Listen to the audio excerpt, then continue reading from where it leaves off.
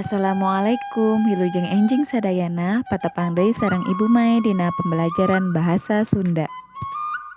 Dinten ayeuna belajar ngeunaan kalimah langsung jeung kalimah teu langsung anu aya dina kaca 107.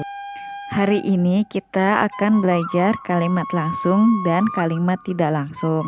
Sebelumnya di semester 1 juga kita pernah belajar mengenai kalimat langsung dan juga tidak langsung. Hari ini kita mengulas kembali ya. Sateacana Ibu bade ngajelaskeun naon eta kalimah langsung. Kalimah langsung nyaeta kalimah anu ngutip omongan hiji jalma sacara langsung sarta ditandaan ku tanda kekenteng. Nah, biasana kalimah anu langsung diucapkeun ku panyaturna atawa anu nyarita. Contona, naha muti tacan balik Onet nanya. Ngadagoan dijemput ku mama tembal mutia. Jadi kalimat langsung adalah kalimat yang mengutip ucapan satu orang secara langsung serta ditandaan dengan tanda kutip. Contoh, kenapa Muti belum pulang? Tanya Unet. Menunggu dijemput mama, balas Muti. Sedangkan kalimat langsung nyaeta sabalikna kalimah langsung. Biasanya kalimat tidak langsung itu tidak ada tanda kutipnya.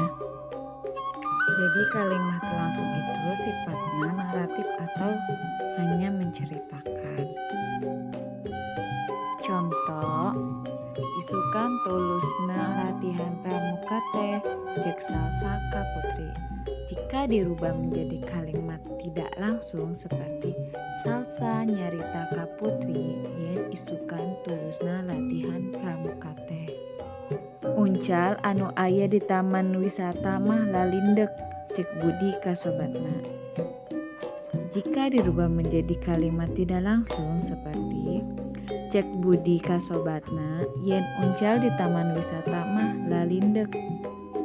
Contoh selanjutnya, Heru nyarita ka Santi, engke sore rek ngalayat ka Pak Budi di rumah sakit.